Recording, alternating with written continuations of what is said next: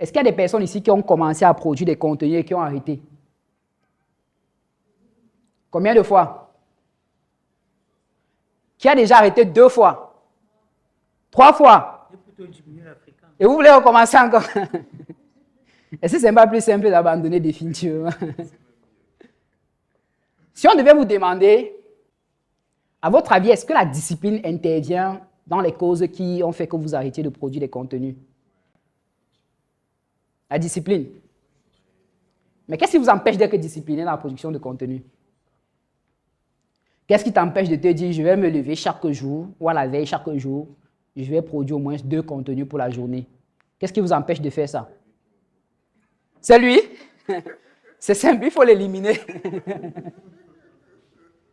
C'est pour blaguer, ou du moins c'est au sens figuré.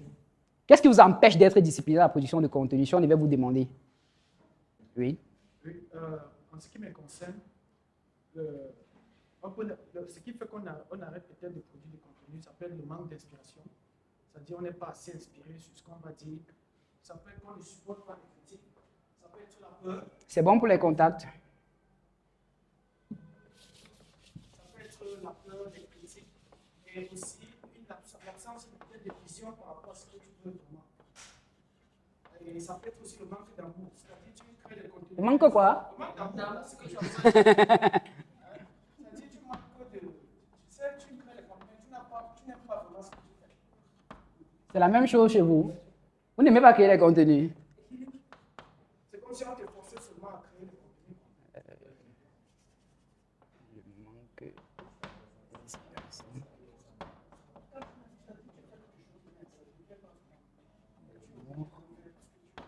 Oui, manque d'inspiration, manque d'amour. Quoi d'autre?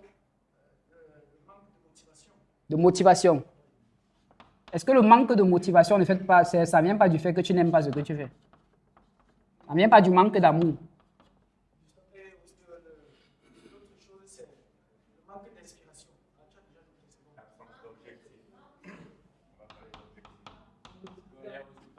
Manque de résultats.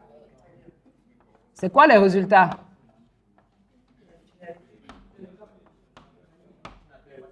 La peur des critiques.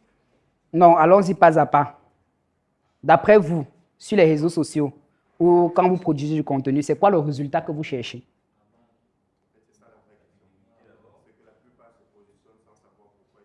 Qu'est-ce que vous produisez? Pourquoi vous produisez les contenus? C'est quoi le résultat que vous cherchez? Le résultat, c'est de développer une audience qui va permettre à ce que je vende facilement mes produits et mes services. Vous pouvez vendre principalement sans créer de l'audience sur Internet, hein, sans créer une communauté plus ou moins. C'est possible. Il y a beaucoup. Vous pouvez vendre sur Facebook, sur Marketplace. Ça n'a pas besoin de créer une communauté pour ça.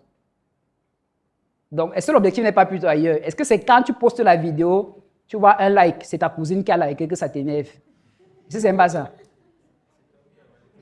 Ça décourage? Bon, on va prendre point par point. Le manque d'inspiration. J'ai produit un contenu sur ma page où je parlais des raisons pour lesquelles la plupart des gens donnent pour lesquelles ils ne produisent pas de contenu. Et l'une de ces raisons, c'était le manque d'inspiration. Qui ici estime manquer de l'inspiration pour produire des contenus? D'accord. Dans les contenus que vous produisez habituellement, vous parlez de quoi, par exemple? Ça fait beaucoup de temps que je n'ai pas produit de contenu. Est-ce qu'au quotidien, tu vis des expériences? Des expériences. Quel genre d'expérience? Non, des expériences. Entends expérience quand tu entends expérience. Ça veut par exemple dire le fait que tu sois venu à cette formation, que tu as assisté, c'est une expérience. Est-ce que tu vis des trucs comme ça au quotidien? Hein? Tu ne vis pas des expériences. Bon, je ne comprends pas bien ta question. En fait, où je vais t'amener, c'est très simple. C'est que parfois, on veut créer du contenu qui vient sur Max. Alors que le contenu, le premier contenu, c'est nous-mêmes. Le premier contenu, c'est notre vie. Si vous allez sur ma page, ça suit une certaine chronologie. Quand j'ai recommencé à créer des contenus, la première des choses dont j'ai parlé, c'est mon parcours à titre personnel. J'ai commencé par me présenter. Ça n'a pas besoin d'inspiration. Est-ce que tu as besoin d'inspiration pour dire que je suis né à tel endroit, j'ai grandi à tel endroit? Non, c'est ta vie personnelle. Mais est-ce que tu as fait ça sur ta page? Qu'est-ce qui t'empêche? Ce sont des contenus. Et pour mon expérience, ce sont les contenus les plus intéressants là-bas. Sur Internet, les gens aiment votre vie. Quand vous parlez de vos produits, on s'en fiche. Vous savez, quand vous vous ouvrez, quand vous racontez votre histoire, qui vous êtes. Donc, pour le manque d'inspiration, c'est purement une excuse. Le premier contenu, quand vous créez des contenus sur les réseaux sociaux, c'est vous-même à titre personnel. Parlez de qui vous êtes. Parlez de votre expérience. Parlez de ce que vous faites au quotidien. Parlez des challenges auxquels vous êtes confrontés. Parlez des solutions que vous trouvez par rapport aux challenges auxquels vous êtes confrontés. Et vous allez vous rendre compte que, et ce qui est fascinant avec la création de contenu, c'est que plus tu crées des contenus, il y a de l'interaction et ça te donne la motivation et des idées pour d'autres types de contenus. Il y a des contenus que moi j'ai créés spécifiquement parce que des personnes ont posé des questions sur les contenus que j'avais produits. Ce qui fait que je n'ai pas besoin d'établir un planning annuel de production de contenu. Non, ça coule. Quand je crée un contenu, à partir du contenu que j'ai créé, je peux continuer à en créer un autre. Donc pour les personnes qui disent qu'elles manquent d'inspiration, commencez par parler de vous. Parlez de qui vous êtes, parlez de ce que vous faites. Maintenant, si vous dites que vous avez épuisé qui vous êtes, ce que vous faites, ce qui n'est d'ailleurs pas possible, il y a des techniques assez simples pour pouvoir rester inspiré, malgré le fait que l'inspiration peut partir. Déjà, il faut savoir que l'inspiration est purement spirituelle. Ce n'est pas quelque chose de physique, c'est quelque chose qui est immatériel qu'on ne peut pas toucher.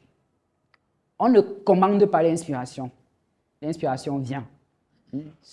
C'est toutes les personnes qui font l'art qui comprennent ce que je dis. Ça veut dire, on peut te dire, par exemple, tu es graphiste, tu réalises un visuel. Tu t'assois devant la machine, rien ne passe dans ta tête. Tu forces, rien ne passe dans ta tête. Jusqu'au moment où l'inspiration vient. Sauf qu'il y a donc des mécanismes pour pouvoir stimuler son inspiration. Qui connaît? Si tu as aimé cet extrait de formation, alors j'ai la certitude que tu apprécieras encore plus l'événement auquel je te convie.